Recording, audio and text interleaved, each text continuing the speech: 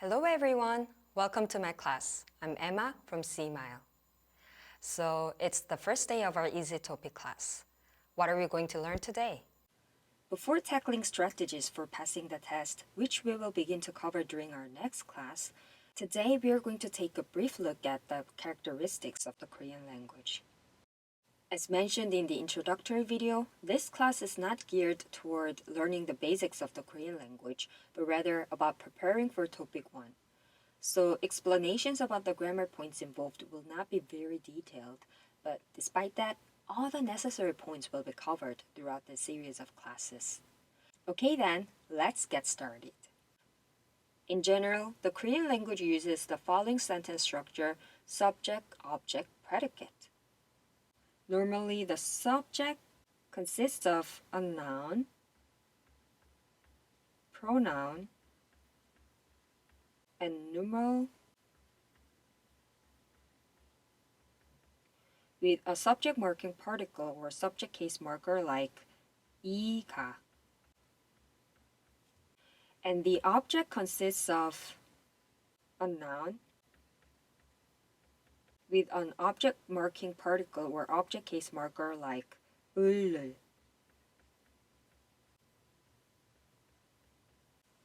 Unlike English, which uses only verbs as the predicate, predicates in the Korean language can take on three different forms: verbs, adjectives, or the combination of a noun and ida.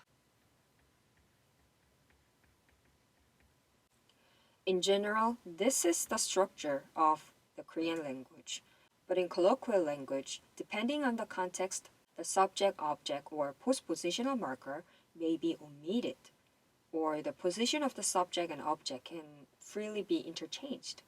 This is because postpositional markers are specific to subjects and objects, so they are distinguishable between the two, allowing for confirmation of the specific sentence component.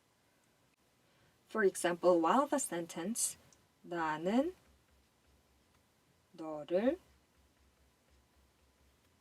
사랑해, while the sentence 나는 너를 사랑해 has the structure of subject, object, predicate, in daily life it is more natural to say 너를 사랑해 or 사랑해. When saying 사랑해, Koreans assume that it's understood who the subject and object are. Also, it is common to omit the postposition and say 나, 너 사랑해. It can be made when the context makes it obvious who loves whom, that I is the subject and you is the object. Inversion of the word order frequently occurs as well. In the Korean language, it is common to switch the word order around and say 너를 사랑해 나는. Still, it's evident by the use of postpositional markers and ending which role each word plays in the sentence. Omission and inversion could occur simultaneously in the case of 사랑해 너를.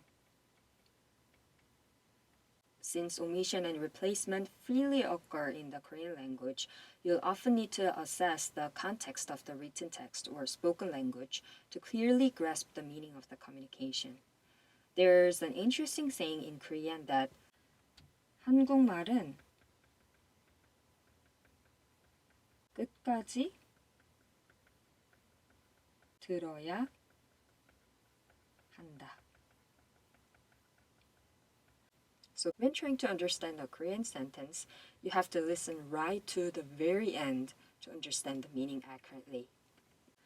Another characteristic of Korean is that it is an agglutinative language or an affixing language. This means that a root is combined with an affix to create a word or is conjugated by a stem combining with an ending. For example, the dictionary form of the verb to love in Korean is 사랑하다. It can be combined with various types of endings to create the various forms of 사랑하다, as in 사랑합니다, 사랑할까요, 사랑해요. Words conjugated in this way have their own meaning and grammatical function like this. Also, present, past, and future tenses can be expressed by adding an ending that indicates tense, such as 사랑해요, 사랑했어요, 사랑할 거예요. For more information, please watch Lesson 40 of the Seemile Korean for Beginners class. Now, let's move on to the next topic, characteristics of vocabulary. Here, let's take a look at the original languages Korean is actually composed of and the characteristics of some of the Korean parts of speech. The Korean language consists of 3 types of vocabulary. One consists of native words that are pure Korean, as in 하나, 둘, 아버지, 어머니. Another consists of Sino-Korean words that are made up of Chinese characters.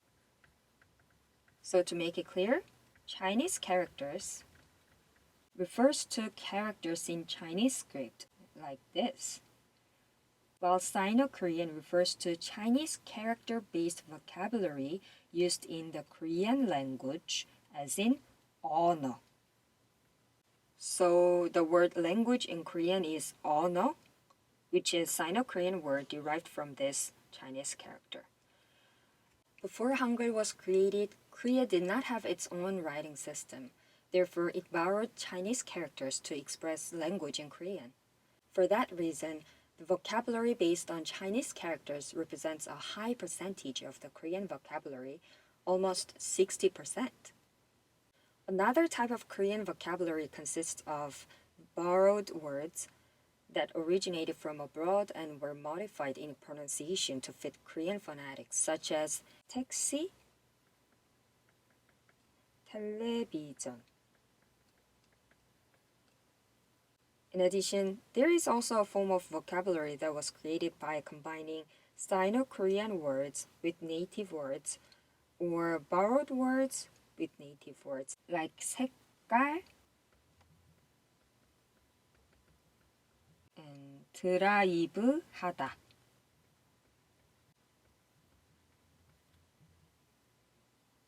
A little while ago, we discussed the fact that the Korean language uses phrases with the subject, object, predicate structure, and that the predicate can be comprised of verbs or adjectives. Unlike in the English language, in Korean, an adjective can serve in the function of a predicate on its own. They are conjugated in the same manner as verbs. For this reason, some Korean learners of English struggle with the concept of English adjectives, and in the same manner, Korean adjectives pose a challenge to learners from English-speaking countries. To illustrate, in English, to use the adjective pretty as a predicate, you need the help of a verb like is, as in, she is pretty. But in Korean, the corresponding adjective 예쁘다 itself can be used as a predicate without any help from a verb, as in 그녀는 예뻐요. In both Korean and English, the reason why some words are categorized as an 형용사 or adjective is the same, to describe the state of something. But because adjectives have more features in Korean grammar than they do in English, we at times use the term descriptive verbs to refer to them in order to highlight their versatility. Since the role of the predicate in the Korean language is relatively substantial, the roles verbs and adjectives play are subsequently just as important. So it's of great help to grasp their usage in the Korean language accurately and become familiar with their characteristics. For more information, please refer to Lesson 8, starting from the 1 minute 27 second mark through to the 3 minute 30 second mark. Well, as I just mentioned, Korean verbs and adjectives are conjugated in the same manner. But there is one category of verbs and adjectives that at times are conjugated a bit differently, especially when they combine with an ending that starts with a, as in ayo, oyo. Can you guess what type it is? Yes, the noun plus hada type. In the Korean language, verbs and adjectives often take the form of something something hada. For example, there are verbs like 공부하다, to study, 운동하다, to work out, 생각하다, to think, etc., and adjectives like 깨끗하다, to be clean, 필요하다, to be needed, 행복하다, to be happy, etc. The hada verb is used to easily coin new words. So even the use of hada added to English words to create novel usages is increasing. Examples include 스마트하다, 다이어트하다. When hada is combined with English adjectives like smart or verbs like diet, the new words created are classified as adjectives and verbs, respectively.